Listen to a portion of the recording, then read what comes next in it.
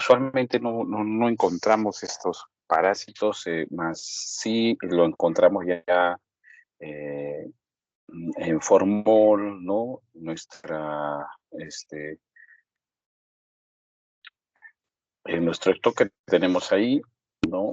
Podemos encontrar estos tipos de parásitos o en láminas fijadas también para poder observarlo, ¿no? Usualmente vemos este tipo de muestras con ya el estadio adulto, con las muestras fijadas o también con muestras de heces que han sido guardadas en formol, ¿no? En MIF, para observar los huevos, ¿no? Entonces, cuando nosotros hablamos del ancilostoma duodenale, estamos hablando de una especie de parásito del siguiente, del filo de los nematodos, ¿no?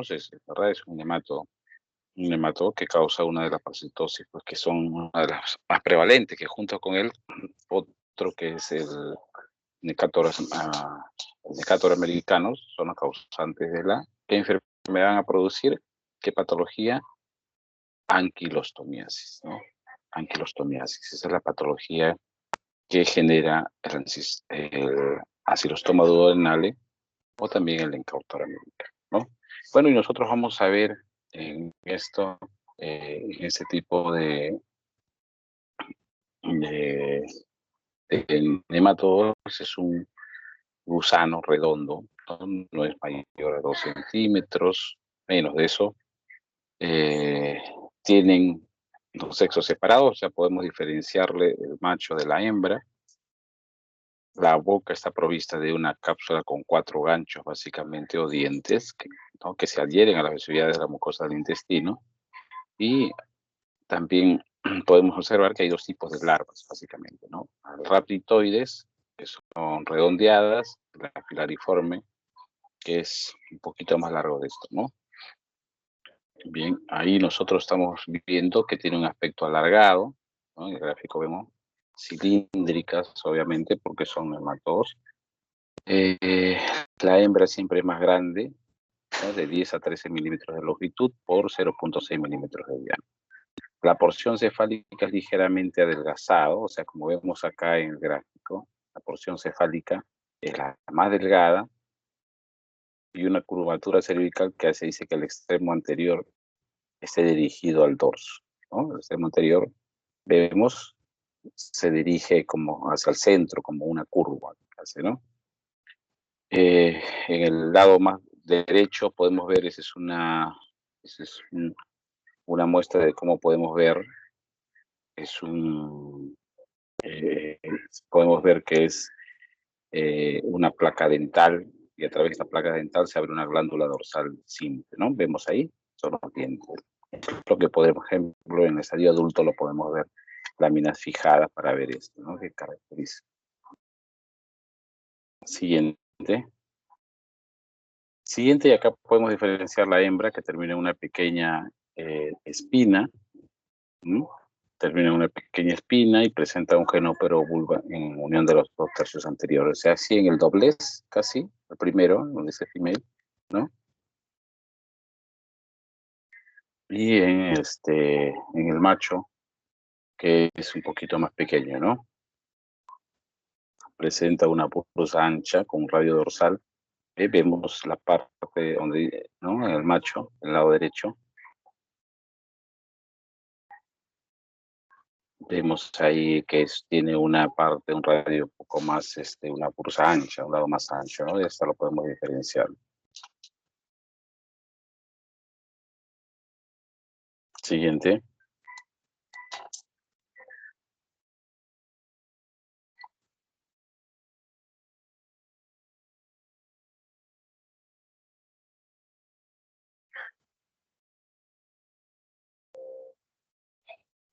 Ujú. Eh, Bien. Entonces vemos acá como su ciclo de vida, ¿no? Entonces, básicamente nosotros tenemos que ver qué patología es lo que da este tipo de nematodos, ¿no? Vemos que siempre la hembra es más grande que el macho, eh, y que tiene en la parte cefálica unos dientes, ¿no? Una línea diente lateral que se presenta, diferencia entre la hembra y el macho Básicamente el macho es más pequeño y con una bursa ancha, y el ciclo de vida.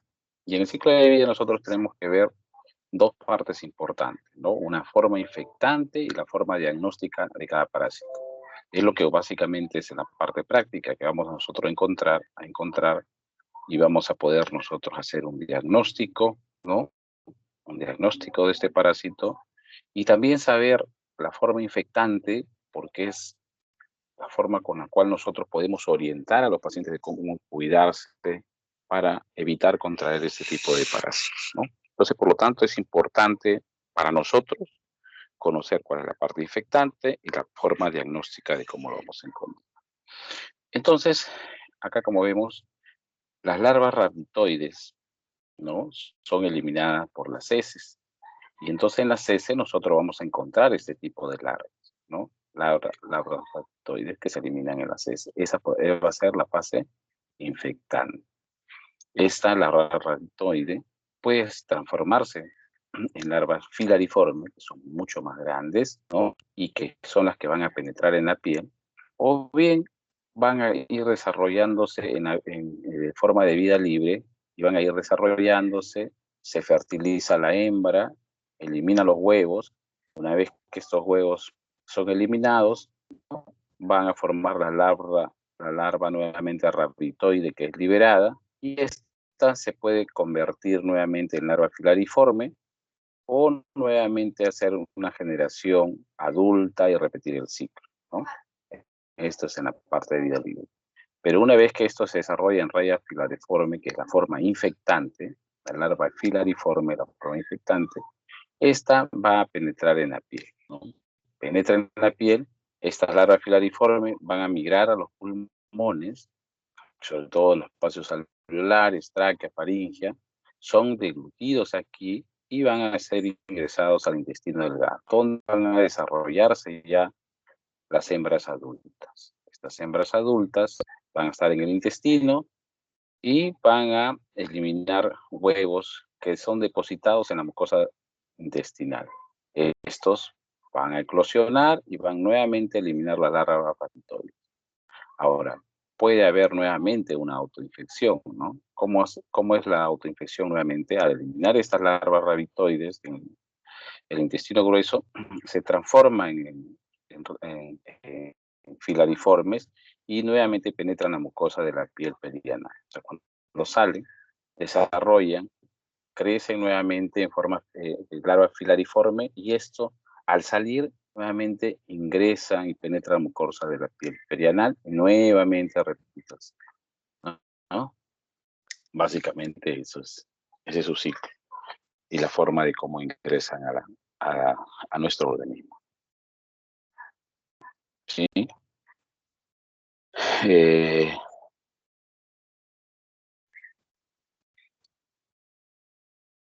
si tuvieran alguna pregunta hasta ahí, ¿sí? Usualmente, ¿dónde lo vamos a encontrar? ¿Cómo lo vamos a contaminar? Porque lo encontramos esto en el suelo, ¿no? En el suelo, al ser depositados, las larvas van a tender a crecer y a hacer su forma infectante, que es la larva filariforme, ¿no? Y si no hay ninguna pregunta, pasamos a la siguiente práctica. Estas son prácticas cortas, básicamente.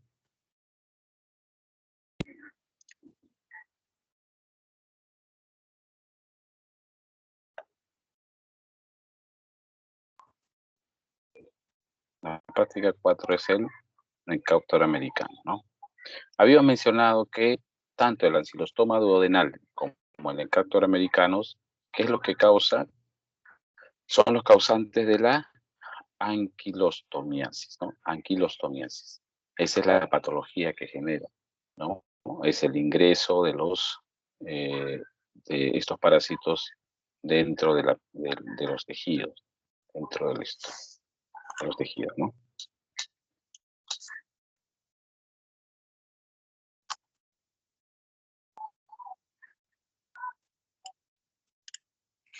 Bien.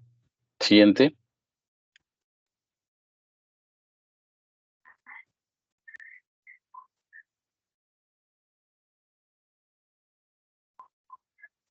Bueno, igual, como estas muestras, estos parásitos no son tan habituales, entonces nosotros recurrimos a tener formas adultas fijadas, ¿no? O en láminas ya, o heces en formol, ¿no? Para ya observar o los huevos de ese tipo de parásitos.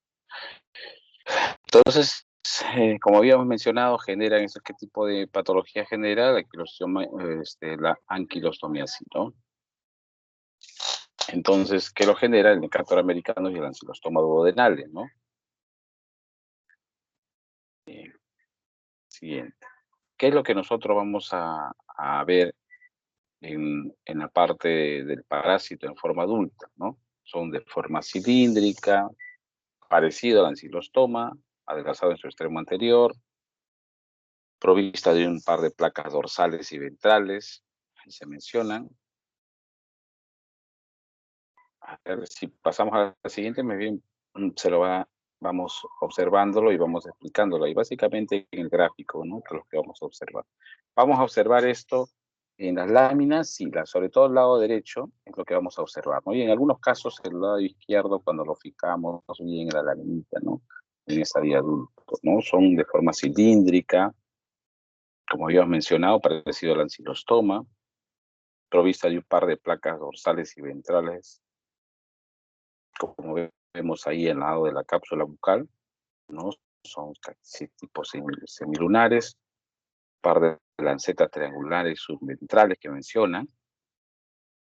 ¿Cómo se observa? En el estadio adulto son gusanos que tienen un color amarillento rojizo, miden entre 7 a 9 milímetros de longitud, y las hembras siempre un poquito más grandes, de 9 a 11 milímetros de longitud, ¿no? Bien. El siguiente. Los huevos que son ovoides, de cubierta fina, el embrión está rodeado de una membrana vitelina y una cápsula externa transparente, como se puede observar ahí, ¿no? Como se puede observar en el huevo para poder identificarlo. Siguiente.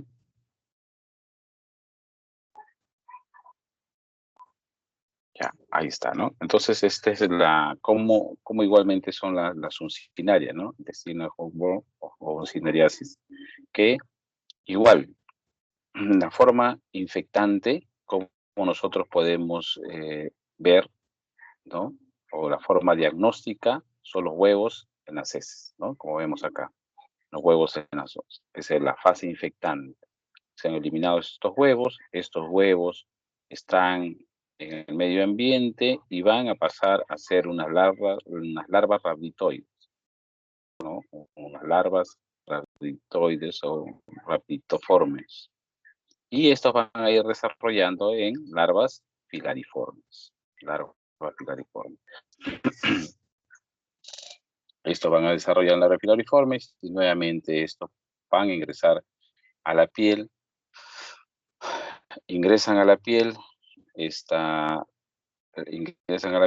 pasan a la circulación, van a salir de la circulación a través de los pulmones, y ahí es donde a veces producen tos en algunos casos, ¿no? Este ancilostoma, cuando ya ingresa, las larvas eh, son captados en los tejidos, ¿no? Y se reactivan estas larvas, ¿no? En el intestino delgado.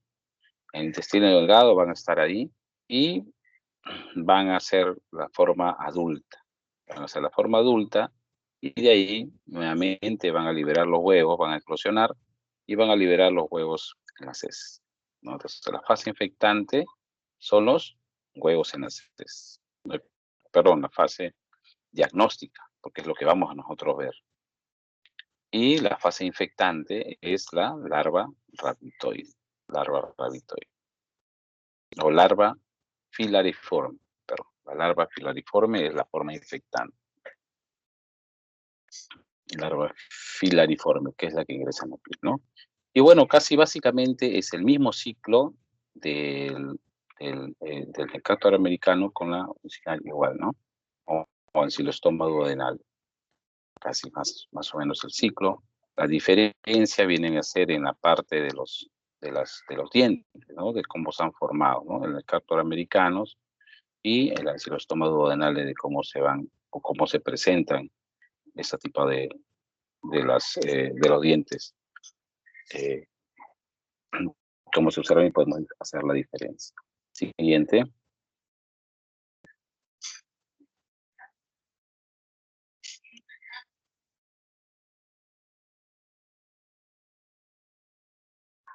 Siguiente. Bien. ¿Alguna pregunta ahí? Básicamente, como son las urcinarias, como lo habíamos mencionado, casi vamos a poder observarlo, eh, vamos a poder, eh, ambos vamos a poder ver que son mm, muy parecidos a su ciclo de vida, ¿no? Y las larvas filariformes, que son las formas infectantes para ambos, ¿no?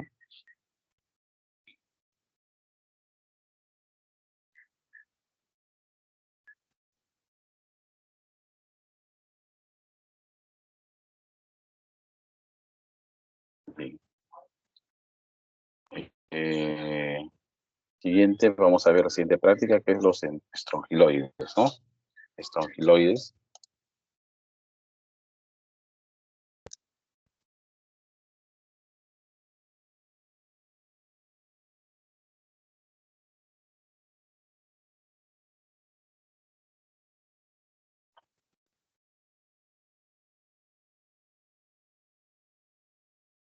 Estrongiloides.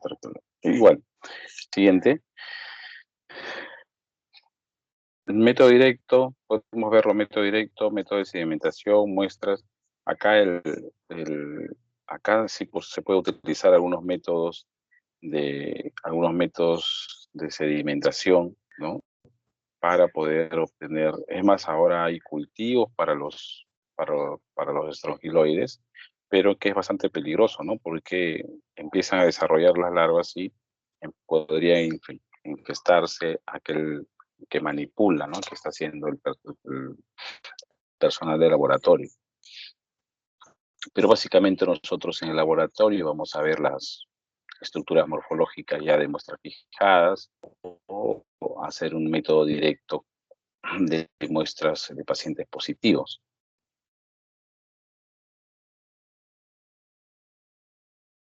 Entonces, en este caso, nosotros sabemos que el estrongiloidiasis es una infección que lo produce el estrongiloides stercoralis, ¿no? O sea, ¿cuál es la patología que produce el estrongiloides stercoralis? La estrongiloidiasis, ¿no? ¿Qué va a producir?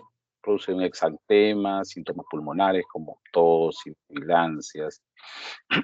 Se puede ver en un hemograma con un aumento en los eosinófilos, dolor abdominal, deposiciones líquidas. ¿Cómo podemos nosotros llegar al diagnóstico? Es observando las larvas en las heces, ¿no? También contenidos en el intestino delgado. A veces hemos notado en el laboratorio que pacientes con buena cantidad de esos parásitos, al hacer un esputo, podemos encontrar estas larvas.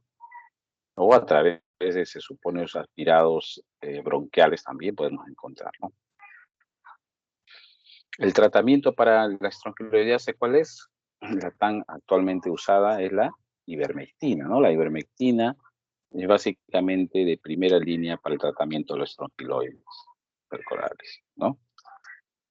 O en algunos casos también el albendazol, que es como son cualquier tipo de enfermedad, ¿no? Bien, entonces, ¿cómo vamos a encontrar nosotros este tipo de parásitos? Siguiente, para que vean cómo es el adulto hembra. Por ejemplo, es un adulto hembra, pero sabemos que el macho es de vida libre, fusiforme, más pequeño. En cambio, la hembra es más delgada, pequeña, mide unos 2 milímetros de largo aproximadamente, por 45 micrómetros de diámetro. es incoloro, semitransparente, y es como vemos acá, ¿no? Esa es la larva todo de adulto hembra del estrongiloides estercoralis. Siguiente.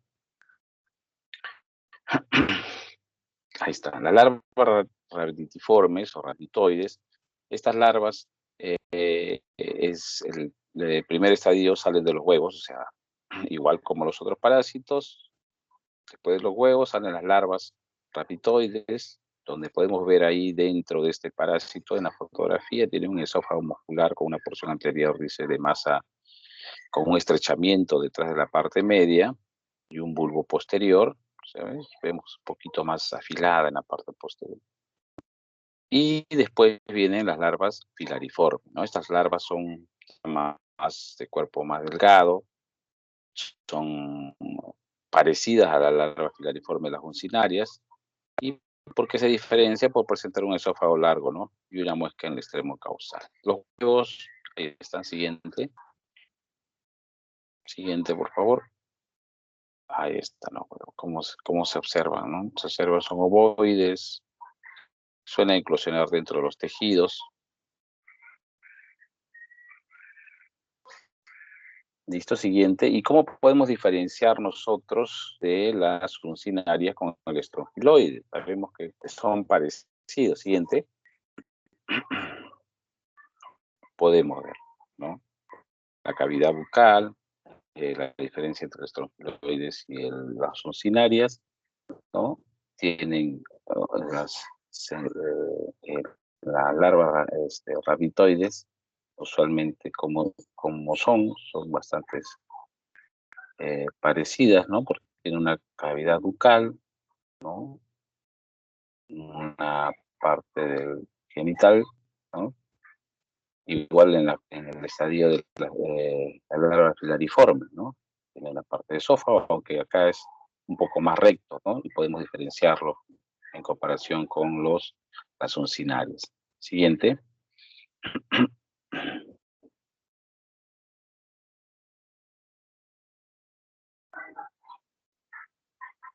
Los estrongiloides usualmente viven en la mucosa, ¿no? En la submucosa del duodeno, cuando ya están ahí ingresados, en el yeyuno también, ¿no? Entonces estos huevos son liberados, se incuban en la luz intestinal, van a liberar las larvas raditoides. La mayoría de estas larvas se excretan a través de las heces, y después de unos pocos días que están en el suelo, estas se van a convertir en larvas filariformes infecciosas, que es la fase infecciosa, en la cual que estas larvas, igual que el anquilostoma, las del estrongiloides, también pueden penetrar en la piel humana, migran a través de la corriente sanguínea de los pulmones, atraviesan los capilares pulmonares, ascienden por las vías respiratorias, son deglutidas y alcanzan el intestino, ¿no? Donde maduran alrededor de más o menos aproximado, mencionan que cerca de 2 semanas, ¿no? Ahora, las larvas que no entran en contacto con el ser humano también pueden transformarse en elementos adultos capaces de vivir en un medio ambiente, ¿no? En vida libre, ¿no? Y pueden reproducirse entre varias generaciones antes que nuevamente las larvas puedan ingresar al, al a un huésped humano, ¿no? Entonces nosotros, ¿qué vamos a observar eh, como una fase diagnóstica? ¿Qué es lo que vamos a encontrar? Las larvas raditiformes, ¿no? En el intestino, que se van a hacer excretadas en las heces, ¿no? Porque los huevos son eclosionan en la mucosa intestinal, eclosionan y migran hacia el lumen y van a desarrollar ahí las larvas raditiformes. Estas larvas raditiformes pueden nuevamente autoinfectarse, ¿no? Esta autoinfección es que en el intestino grueso la larva raditiforme se transforma en filariforme, penetra en la mucosa intestinal, ¿no? O en la zona perianeal mismo, continuando con el proceso infectante normal que es, ¿no? Entonces, pero si estas salen a las heces, estas van a desarrollarse en adultos, pueden estar en vida libre, como lo hemos mencionado, por varias generaciones, ¿no? Van a producir sus huevos, las hembras, estas van a formar las larvas raditiformes que eclosionan del huevo embrionado, estas nuevamente van a desarrollarse y van a transformarse en larva raditiforme raditiforme se desarrolla en infectante para generar la fase infectante, que es la larva filariforme, ¿no? ¿Cómo penetran al organismo? Mediante la piel, ¿no? Iniciando la infección, como ya mencionado, ¿no? Estas entra el sistema circulatorio, transporta los pulmones, a los espacios alveolares, llegan a tráquea, faringe, se dan deglutidos, llegan al intestino delgado y se transforman en adultos, repitiéndose todo este ciclo. Entonces, la fase diagnóstica son las larvas raditiformes. La fase infecciosa son las larvas filari. Siguiente. Bien. Si no hay ninguna pregunta, pasamos a la siguiente práctica, que era, creo que es la trichuris trichura, ¿no?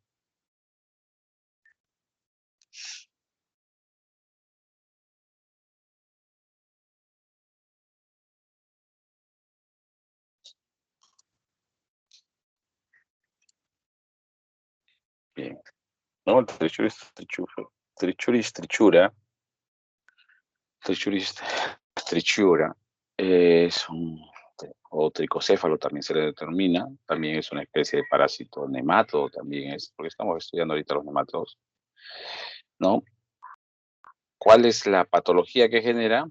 No, la parasitosis conocida como trichuriasis, ¿no? Trichuriasis. Bien.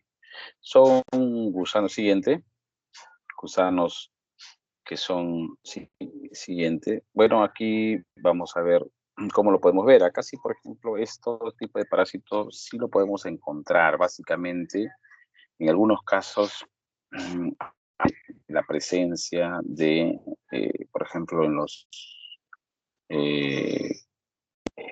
niños sobre todo, ¿no? Si encontramos trichuris, es muy probable también que encontremos ahí ascaris, ¿no? Entonces, porque son multiparasitados, ¿no? Son unos de rápida ubicación en las heces, podemos distinguirla de otros parásitos por su forma bien característica, como opérculos laterales, a ambos extremos, no laterales, sino en ambos polos. Entonces sí vamos a poder encontrar las muestras en heces, podemos hacer el método de concentración o, ¿no? Como hemos visto, podemos encontrar muestras en heces frescas o si no formuladas o también preparaciones ya fijadas o coloración, ¿no? Siguiente. Siguiente. Como hemos visto, estos son gusanos alargados, más o menos miden de 3 a 5 centímetros, ¿no? Presenta un esófago con una persona anterior, muscular, presenta dimorfismo sexual, la hembra siempre tiene el extremo posterior recto, bien, entonces,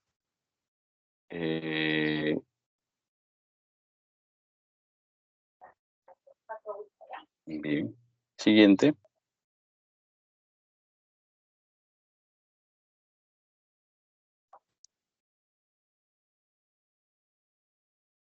bien. Entonces vemos acá que, por ejemplo, en el gráfico es un gráfico de cómo podemos ver los parásitos adultos, que la hembra, en este caso, mide de 35 a 50 milímetros de longitud, y su extremo posterior y sus órganos genitales formados por un solo ovario, viducto y bolsa, la que se estrecha en forma de serpentín, vemos ahí, ¿no? Hace forma de serpentín y termina en el poro extremo, ¿no? El macho es el que mide de 30 a 45 milímetros, siempre un poco más pequeño, tiene en el extremo caudal enrollado, pues vemos ahí es el que está más enrollado, es el macho, ¿no? Es, su órgano genital está formulado por un testículo largo y saculado, un vaso deferente, un conducto eyaculador que se emboca en una cloaca y una espícula lanceolada, ¿no? Cubierto de muchas espinas, pequeñas curvas. Básicamente así como está el gráfico, lo como vamos a observar. Siguiente. Ahí está. Y si nosotros lo vemos acá, podemos distinguir el macho y la hembra, ¿no? O sea, cuando vengan, no sé si en la práctica podría poner un gráfico de este tipo, podemos distinguirlo fácilmente, ¿no? Sabemos que el macho tiene en la parte, en el extremo caudal, lo habíamos mencionado, enrollado hasta 360 grados, y vemos acá, ¿no? El primer gráfico del lado izquierdo, macho, y la hembra al lado derecho.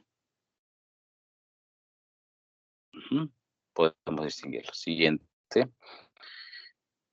¿Cómo vamos a ver siguiente? ¿Cómo vamos a ver los huevos? Los huevos sí tienen una forma de un barril, como mencionan ahí, mide de 50 a 45 micrómetros de longitud por 22 a 23 micrómetros de ancho.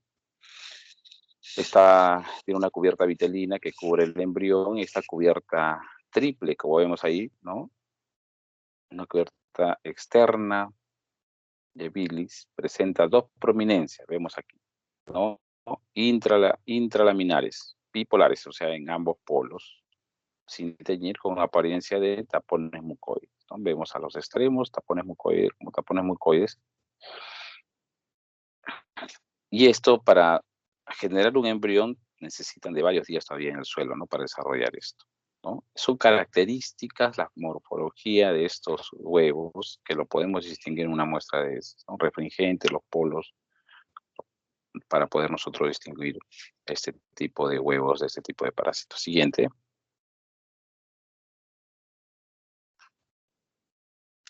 Siguiente. Acá, por ejemplo, vemos su ciclo de vida, ¿no? El ciclo de vida. La fase diagnóstica, ¿cuál va a ser? Los huevos, ¿no? Los huevos no embrionados que se excretan en las heces, que van a salir por las heces. Estos van a estar en el suelo, a medio ambiente, a temperatura ambiente, el medio ambiente, en vida libre, ¿no? Hace un estadio de 2 células, hace una segmentación avanzada y va a formar los huevos embrionados. Los huevos embrionados, como vemos ahí, que son ingeridos, Entonces, la fase infectante, ¿cuál es? Son los huevos embrionados. La fase diagnóstica son los huevos no embrionados. Estos huevos embrionados, que son ingeridos, van a llegar al intestino delgado, ¿no? Donde va a eclosionar ahí la larva. O sea, este huevo embrionado llega al intestino delgado, eclosiona, se libera la larva, intestino delgado, y ahí va a desarrollar el estadio adulto, ¿no? Como vemos acá, el adulto, en el ciego, ¿cómo vamos a observar? El macho, ¿no? Más en forma de espiral, eh, el- la parte más eh, distal, ¿no? Y la hembra, ¿no?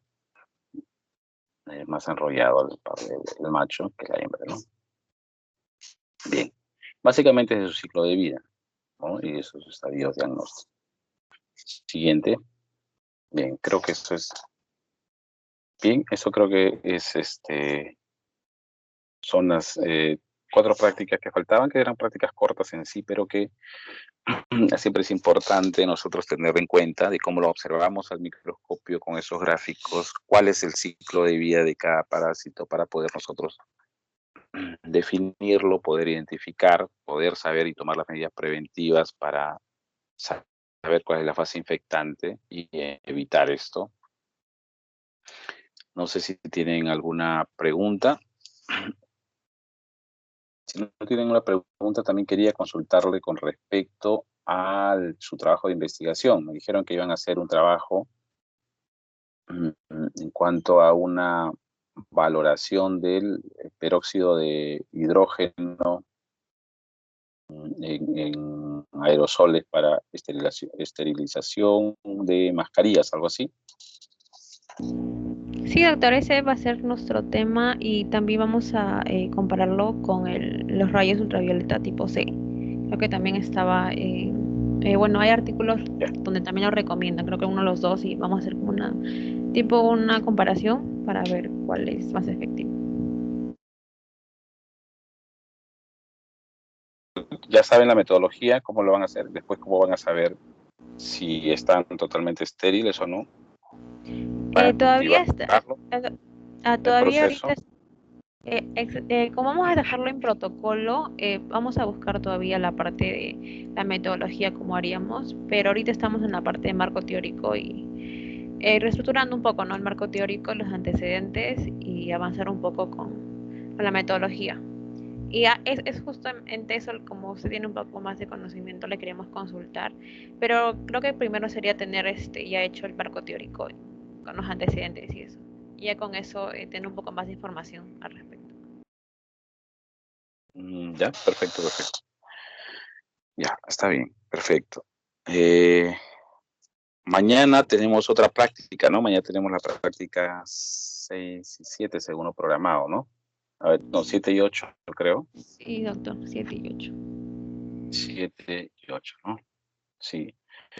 Yo le rogaría, no sé si es posible de repente, mañana miércoles, o si el jueves también podemos de repente a esta hora poder avanzar 2 prácticas para poder estar en nivel. No sé cómo están ustedes, no sé si coordinan de repente.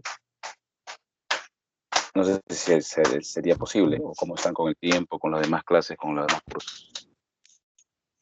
Justo ahorita, el viernes, hay un examen, pero voy a consultar con mis compañeros y yo le informo, doctor, por WhatsApp. Ya, perfecto, perfecto. Está Bien, bien. bien, muchas gracias por su tiempo. Bien, estamos en contacto. Saludos. Gracias, doctor. Solo, doctor, gracias. Hasta luego.